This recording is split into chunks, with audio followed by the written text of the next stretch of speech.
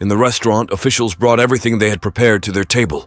The room buzzed with anticipation as they set out a feast fit for kings. The table overflowed with dishes, a colorful array of flavors and aromas that filled the air. The setting was opulent, with golden chandeliers casting a warm, inviting glow over the room. Elegant drapes adorned the large windows, billowing softly in the breeze. The plush velvet chairs welcomed guests, cradling them in comfort. Jo Tae-moon sat at the head of the table. His sharp eyes surveyed the scene, and his heart swelled with pride. He felt the camaraderie in the room as colleagues and friends came to him, offering toasts and kind words. "Let's have a drink," they chorused, and Jo Tae-moon, never one to refuse company, clinked glasses with all his employees. He turned to his trusted companion, and the younger man poured him a drink. "You've done an excellent job," the young man said, his voice full of admiration. Tae-moon grinned and replied, "You've done well too, my friend." They continued to enjoy their drinks, their laughter filling the room as they discussed their future business prospects. Amidst the revelry, Tae-moon, the man in a brown suit, caught his friend's attention. His face wore a melancholy expression that contrasted with the festive atmosphere. "Why the long face?" he asked, concerned for Jo Tae-moon. "You've just started a new venture. You'll make a fortune from it." Tae-moon sighed, his gaze distant. "Money's great, but something's been bothering me lately," he confessed. "When I first came to this city, I loved how everything followed rules. The strong climbed to the top, but now in business, I have to tolerate the weak. It doesn't sit right with me." The man nodded in understanding, for he too had wrestled with these business rules that demanded compromise. As the night wore on, the party began to wind down. Jo Tae-moon bid farewell to everyone, a sense of satisfaction washing over him. He climbed into his luxurious car, the leather seats embracing him in comfort. His personal driver was at the wheel. He watched the cityscape speed by, the glittering lights forming a tapestry of possibilities. He realized that there was a world outside this car, a life different from the one he led, a life that seemed to be passing him by. "Stop the car!" Jo Tae-moon requested, his voice firm. "We're not home yet, sir," the driver replied,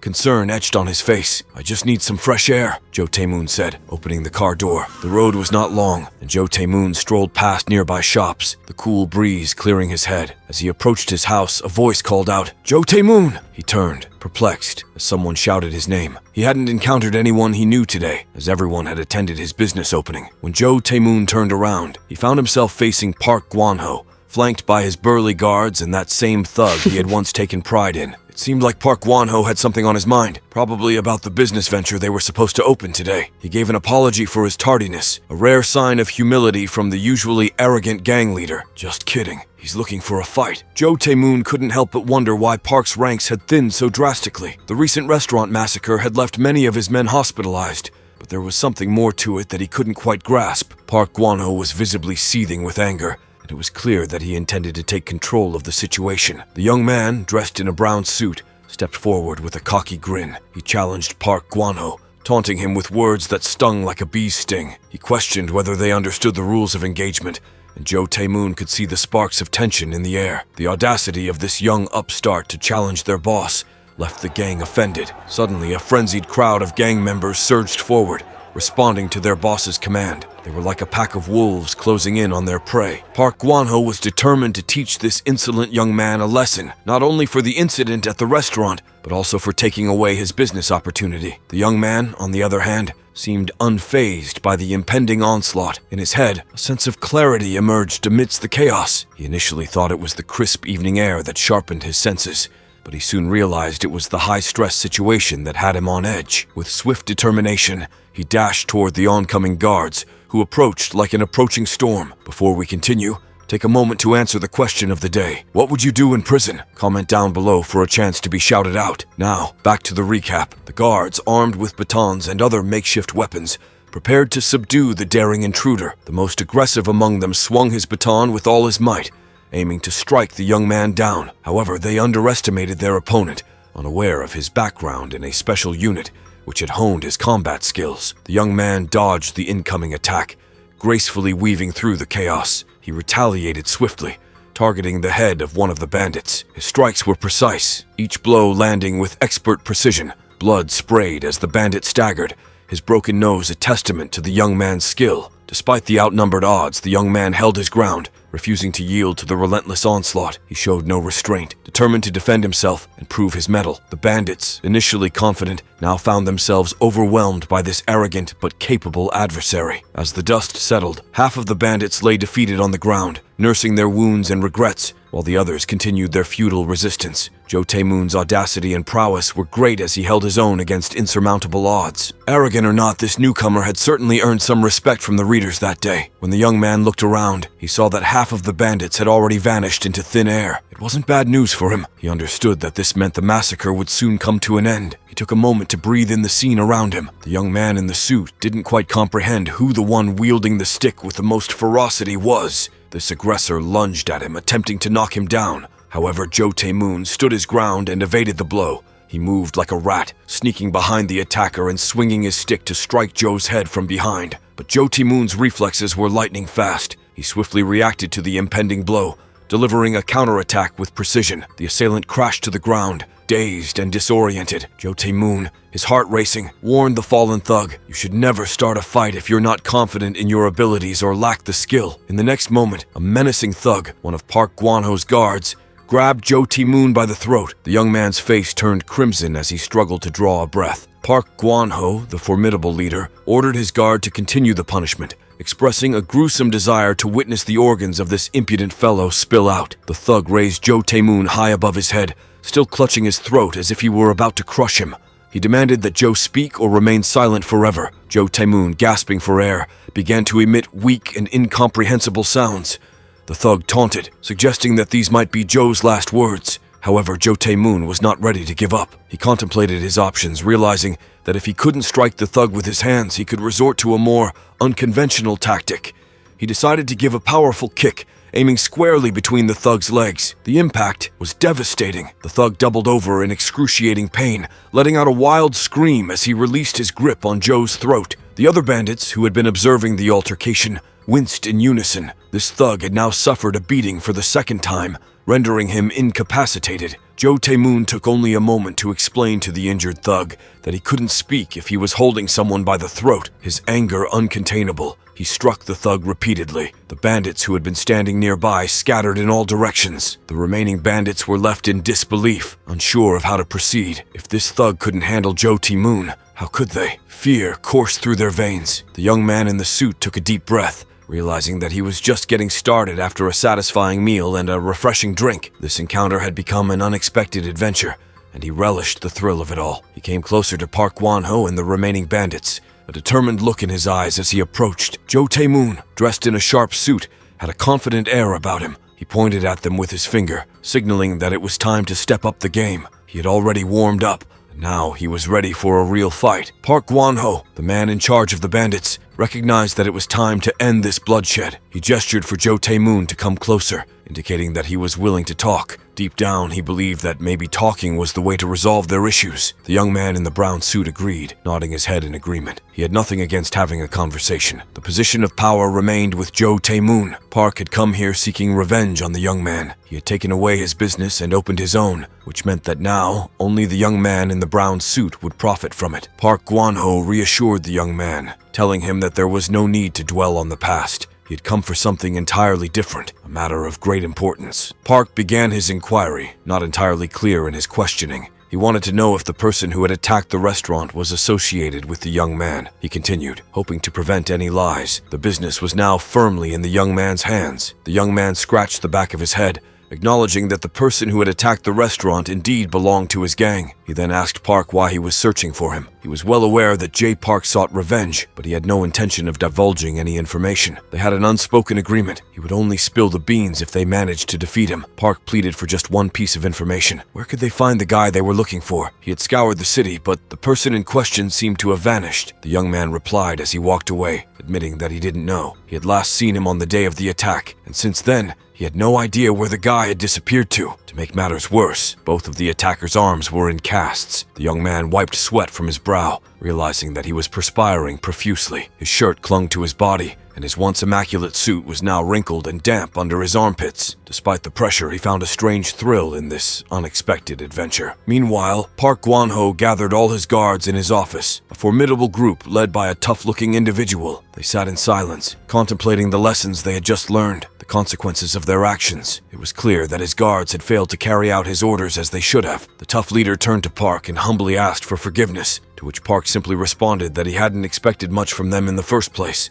They had just left the hospital, unsure if they could ever defeat him on an ordinary day. The door swung open abruptly and a voice called out, "Park Gwan-ho!" Everyone sitting in the room turned their heads, curiosity etched on their faces. They couldn't help but wonder what else could go wrong today. A disheveled man with missing teeth stood at the door, clad in a military uniform, and he seemed in a perpetual state of agitation. He was shouting incessantly, and his nervousness was palpable. Something had clearly rattled him deeply, and he hadn't expected such a turn of events during his military training back in the city. The man at the door, now flustered and desperate, began to apologize profusely, directing his remorse toward the gentleman in the room. However, the gentleman reassured him, saying that there was no need for apologies as it wasn't his fault. In hushed tones, Park confided that all of this chaos was orchestrated by Joe Tae-moon's cunning schemes. He urged the gentleman not to take matters into his own hands. The gentleman, though, had an entirely different agenda on his mind. He inquired if the military had any information about the hospital where the young man in the brown jacket had been taken. The gentleman not only knew which hospital Cho Tae-moon's associates frequented, but he also realized that it was imperative to investigate. The guy who had humiliated them now had broken arms and was likely receiving treatment in that very clinic. His loyal associate was dispatched to gather more information, leaving the toothless military man perplexed by this unexpected turn of events. He couldn't fathom why they hadn't chosen to exact immediate revenge upon the one who had dealt such a blow to their master's pride. The physical injuries were secondary. It was the hurt to their master's ego that truly stung. This relentless warrior was on a mission to avenge that affront. The following day, the toothless warrior stealthily infiltrated the clinic, determined to unearth every detail about this mysterious adversary. He needed to uncover the man's identity and his place of residence. Making an appointment with a doctor, he entered the office, where the physician casually inquired about his ailment. Treating him like any other patient, the doctor repeated the question, "Where does it hurt?" The toothless man, now donned in civilian attire, responded with an ominous air, "It's my soul that hurts, doctor. Someone has gravely offended my master." In a swift, unexpected move, he grabbed the doctor's head and pressed it firmly onto the table, his intention clear, to extract every bit of information possible. Scattered on the table in various directions were a pen and pencil, along with someone's medical history, freshly written by the doctor after seeing the patient. The doctor replied, "This young man's name is Do Jagan, and he indeed had an appointment with me. Do Jagan had 2 broken arms, and the doctor had just put him in a cast. This was already something, as now this toothless man, whose name was Sangshil, knew the name of his master's offender." Sangshil demanded that the doctor tell him Do Jagan's phone number or address. The doctor hesitated, explaining that clients from Mr. Joe's circle did not share such information. Of course, this was not entirely satisfactory for Sangshil, but he decided that having a name was enough to begin his search. He reported this news by calling his master on the phone, though he wasn't entirely pleased because it was a very small lead. One name did provide a starting point. Sangshil needed to go elsewhere, and the restaurant where Joe Tae-moon's people frequented was the next destination. Park Gwan-ho's people had discovered where Do Jongan and Jo Tan had last been seen together. It was one of Joe Tae-moon's most visited places, so Sangshil went there. As he entered the establishment, he asked the waiter to bring him a dish with Ju and udon. When the waiter brought the already prepared dish to his table, Sangshil, with his toothless voice, asked if a guy with 2 broken arms had recently visited. Without hesitation, the waiter recalled the customer. Sangshil offered him some money for sharing information about this guy. Not all the waiters were squeaky clean, and for a fee they were willing to share what they knew. The waiter began to talk about how the guy had gotten drunk and then stumbled home.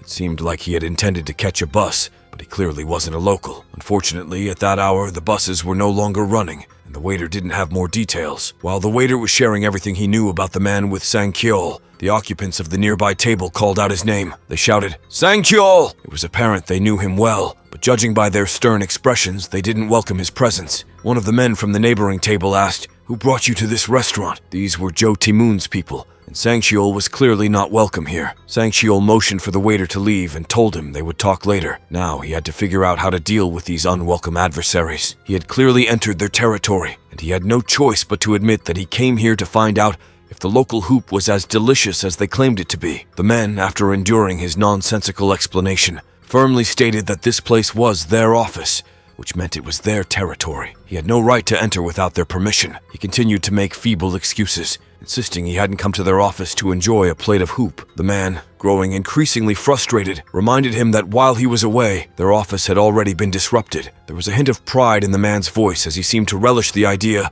of humiliating someone who appeared toothless both literally and figuratively. He didn't care to hear the man's entire explanation. In a fit of anger, he flung the contents of his plate at the man's face.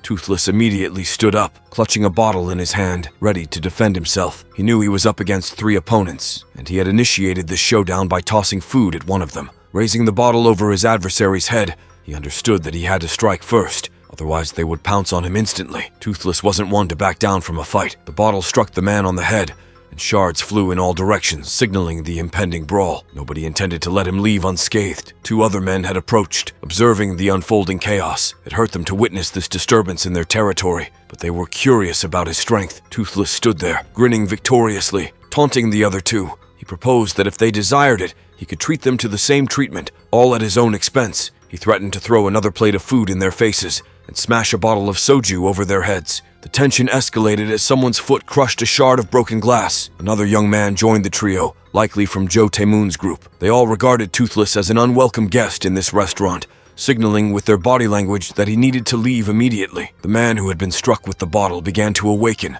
clutching his throbbing head and moaning loudly, setting the stage for what promised to be an intense confrontation. He was completely defenseless and needed medical help, and Toothless did not agree that they should escort him out of this establishment so hastily. He hadn't yet gathered all the information he needed from the waiter. This was his only chance to find out everything about this mysterious man. Therefore, Toothless decided not only to tend to the unconscious man, but also to deal with the other 2 individuals involved. The aroma of sizzling noodles and savory broth wafted through the air, mixing with the tension in the room. One of the remaining men, observing the events unfold, couldn't fathom how a stranger had infiltrated his establishment and caused such a ruckus. He too was ready to expel this intruder from his restaurant, but he knew there was more to this situation. He needed to understand why this man, Toothless, had come here with such ill intentions. The man took a few minutes to assess the situation fully. He didn't know the stranger's motives, but he was certain that Toothless harbored malevolent intentions. Determined to protect this establishment and his people, the man decided to act proactively. While Toothless was occupied with the other patrons, the man seized the opportunity to strike. He knew that disabling Toothless was crucial to restoring order. Toothless was no amateur. He had served in the army and received rigorous training. He reacted swiftly, narrowly avoiding the suited man's blow and delivering a powerful counterstrike that sent him staggering. Meanwhile, the 2 others quickly rushed to the suited man's aid and began ushering him toward the exit. The atmosphere in the restaurant remained tense, with patrons murmuring and exchanging worried glances. Toothless, undisturbed by the commotion, calmly resumed his meal. He had come here with a dual purpose: to eat and to extract information. He beckoned the waiter over and insisted that he continue with what he had started earlier, demanding answers without interruption. The waiter, realizing the gravity of the situation and having already received his payment, nodded obediently. He explained that the buses had stopped running and the man had chosen to embark on a slow, alcohol-fueled journey. Lost in the labyrinthine streets, he had eventually collapsed on a quiet alley, seeking respite in slumber. Perhaps the following day, he had managed to board a bus and leave the city, unbeknownst to anyone. As the tense atmosphere gradually dissipated in the restaurant, Toothless knew that he was dealing with a complex web of mysteries. The man Toothless was looking for had left the city long before anyone could apprehend him, leaving them with unanswered questions that lingered like an enigmatic fog in the air. Toothless thought that he was already weary of this work, and he longed for peace of mind. Why did he have to search for someone every time? The waiter paused, considering Toothless's question thoughtfully. Well, he began cautiously. Given the recent activity in the city's homeless assistance center, they've been actively rounding up not only the homeless, but also those who wander the streets at night under the influence. A furrow formed on Toothless's brow as he absorbed this unexpected piece of information. It was a puzzle piece he hadn't anticipated. So, you're suggesting there's a chance they might have taken him in off the streets? He pondered aloud. The waiter nodded, his eyes filled with empathy. That's certainly a possibility, he affirmed. There have been whispers that even ordinary individuals might find themselves there if they're found wandering the streets late at night. Toothless's mind raced with a whirlwind of thoughts and theories, each one offering a potential lead in his relentless pursuit. He knew there was no other recourse but to investigate this lead himself. The social institution loomed as his sole destination, beckoning him into the unknown. Meanwhile, at the prison, the routine breakfast ritual unfolded just like any other day. Each prisoner was presented with a meager selection of food, portions so diminutive that they were almost inedible. Dujagong, the commander of the third group, received his unappetizing meal and sat at the table, attempting to force down the tasteless morsels. It was a daily struggle, but he understood the importance of consuming at least something to stave off the gnawing hunger. Dujagon's authority within the prison was undisputed, and every eye in the room closely monitored his actions. The other prisoners often emulated whatever he did, especially when it came to matters as basic as eating. So, if he managed to ingest some of the unpalatable food, the rest would begrudgingly follow suit. However, one of his fellow inmates, the individual who had assisted him from the outset, noticed that something seemed to be bothering Dujagon. He leaned in and inquired about the cause of his concern. Dujagon confided that he was genuinely worried that his injured hands would not heal properly if he continued to subsist on this dismal sustenance. Just as the conversation took this turn, a portly man who fancied himself the prison president chimed in. He claimed to possess knowledge of a special medicine that could expedite the healing of Dujagon's hands. Dujagon was taken aback by this unexpected offer, unable to believe his ears. He contemplated the possibility that such a remedy could exist within the confines of this grim institution. However, his helpful companion leaned in, whispering a word of caution, suggesting that it might be prudent to decline the president's offer. After all, the man was known for concocting far-fetched tales and fanciful claims. It was entirely possible that he had concocted another one, this time regarding a miraculous medicine. Just as the skepticism began to settle in, the dining room's heavy door swung open, and a boisterous greeting echoed through the room. Dujagon turned his head toward the entrance, eager to see who had joined them for breakfast on this particular day. Two vice presidents entered the dining room, a customary occurrence in the prison. As usual, the elder brother led the way, while the younger sibling exuded an air of toughness. The regular visits to the dining room often involved scrutinizing the prisoners, and today, their focus was on Dujagon. The vice president wanted to gauge whether his plan had borne fruit. The decision to appoint this young man as the commander of the 3rd platoon, had it caused any shift in his attitudes, or had he remained the same? Walking past the table where Dujagon was seated, the vice president casually remarked, "Isn't this our new commander of the 3rd platoon?" It was apparent that he said it deliberately to elicit a reaction from Dujagon. In response, Dujagon rose from his seat and greeted the two vice presidents politely, adhering to his well-thought-out plan. The vice president inquired about Dujagon's impressions of the prison food, likely aware of the young man's dissatisfaction during their first encounter. Back then, his criticism had earned him a harsh reprimand from the former platoon commander. Dujagon paused briefly, reflecting on the consequences of his words. He recognized that he needed to be cautious and patient if he had any hope of escaping this place. Healing his injured hands was crucial. Taking a deep breath, Dujagon chose his words carefully. He conveyed his gratitude, attributing the opportunity to savor the delicious food to the two vice presidents. The vice president was visibly pleased with this response, hearing precisely what he had hoped for. He commended Dujagon and advised him to continue in the same manner in the future. The other prisoners stood by, waiting for permission to sit down. They knew that they couldn't afford to speak their minds about the unappetizing food. They were bound by the rules set by this very vice president. A fellow inmate who had assisted Dujagon earlier praised him for handling the situation admirably and not inciting further conflict. They all understood the importance of biding their time. As the president left the dining room, he remarked to his brother that people tend to adapt to their circumstances, whether they want to or not. It was a reminder that, within the confines of the prison, survival often depended on playing the game and making the right moves, no matter how distasteful they may be. The bruiser vice president exchanged a thoughtful glance with his brother, pondering whether the newcomer had truly capitulated so readily. He found Dujagon's acquiescence to be rather peculiar. Meanwhile, the self-proclaimed president, the portly man, persisted in his questioning of Dujagon. He probed whether Dujagon genuinely desired to acquire the needed medicine. Dujagon affirmed his interest, but emphasized the necessity of consuming sustenance first, explaining that one needed to eat well before taking any medication. The bully vice president appeared obtuse, but Dujagon's behavior gave him pause, stirring a hint of doubt about the young man's willingness to change. Despite his elder brother's satisfaction, he continued to assert that even someone as seemingly unyielding as Dujagon could become a puppet in his hands. As dusk descended outside, and the courtyard of the social institution grew devoid of prisoners who had already retired to their barracks after a day's labor, Dujagon and the inquisitive companion ventured into the depths of the yard. There, the man began to dig into the ground, a curious undertaking that piqued the young man's interest. He couldn't resist asking Dujagon about the promised medicine, as the commander seemed engrossed in his digging. Dujagon explained that he engaged in this unusual pastime simply because he had some spare time after lunch and decided to amuse himself in this manner. It reminded him of moments in the army when his squad members indulged in various trivial activities during their free time. A reminder that they were still human, capable of laughter and joy even in dire circumstances. Maintaining their humanity was crucial for survival in such harsh places as the social center for homeless assistance. If one lived solely by the rules without experiencing other emotions, the risk of losing one's sanity was ever present. Suddenly, Dujagan's companion shouted in astonishment.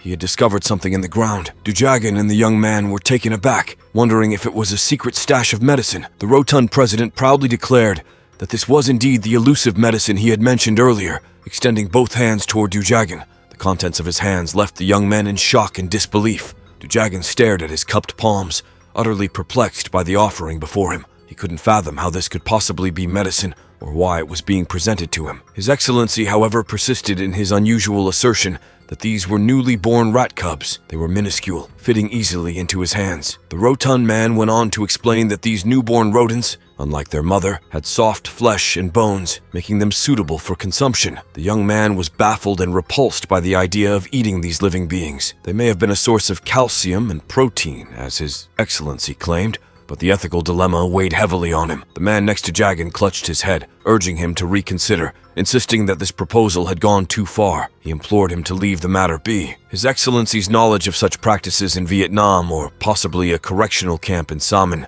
didn't make the situation any less bewildering. He could have picked up this knowledge while wandering the streets, his sanity long lost. The young man repeatedly suggested they put an end to this bizarre spectacle and leave, but something kept him rooted in place, deep in contemplation. After several minutes of tense silence, Dujagan acquiesced, acknowledging the truth in His Excellency's words. The companion was astonished, thinking Dujagan had finally relented, but it turned out that he agreed for an entirely unexpected reason. He believed he needed the nutrients these newborn rats possessed to expedite the healing of his hands. The revelation left the companion shocked, and Dujagan poised to take action. Without fully comprehending the implications, Dujagan picked up one of the newborn rats and, driven by his desperation to recover, began to place them in his mouth, one by one. He chewed them quickly and swallowed, the whole situation resembling a chilling thriller. In these moments, he disconnected from his consciousness, driven solely by the primal instinct to survive. The companion, meanwhile, averted his gaze and covered his mouth with both palms, unable to witness the disturbing scene that unfolded before him. The sight induced a powerful gag reflex, and he struggled to come to terms with the lengths to which they were willing to go for the sake of survival in this grim environment. In his eyes, the young man had just consumed a living creature to survive in such a dire environment.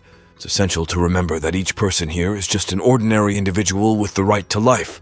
However, in order to escape from such a dreadful place, one often needs to adopt a merciless mindset. Before we continue, let's take a moment to shout out at Abhilashmir 7367, who commented, "Absorption," on our Omniscient Reader video. Thanks for commenting. For the security guard, his job was routine. Every morning he arrived at work, and in the evening he departed as his shift ended. The guards worked in shifts, relieving each other day in and day out. In return for their service, they received a decent salary. As the shift change was underway, one of the guards prepared to head home. His fellow guards inquired whether he was leaving work, because they were the ones on duty today, staying overnight. One of the guards who would remain on duty playfully shouted to the departing one, questioning the rush. After all, he didn't have a wife, and no one was eagerly awaiting him at home. So what was the hurry? The departing guard seemed in a rush to leave, quickly donning his attire and informing everyone before he slammed the door shut. Indeed, he didn't have a wife, and no one was expecting him at home. But there was something that tugged at him more strongly than the thought of his wife's face, an irresistible urge that pulled him away from work. He never went straight home. Instead, he headed to a place where he indulged in card games daily. To him, it was a much-needed escape, a way to find solace and distraction. In this establishment, he experienced the thrill and despair of gambling. He often lost all his money, though occasionally they allowed him to win a small sum before reclaiming it. He wasn't the most skillful player, but the game had a way of consuming him entirely. As the cards were dealt, he counted his points, 9 this time. He allowed himself to believe that today might be different, that he'd finally strike it big. He began to mentally celebrate his impending victory. Yet, as always, the outcome remained consistent. He lost everything. He consoled himself, vowing that next time he'd surely have better luck. He even contemplated taking out a gaming loan to continue playing. Gaming loans were illegal, offered by private individuals in gaming houses. Every time he lost, he reassured himself, claiming that it was okay and that he would surely recoup his losses the next time around. Today, as he took out a gaming loan, he was resolute that fortune would finally favor him. What will happen next? Find out next time by staying tuned for our future recaps. Don't forget to like and subscribe for more great recaps.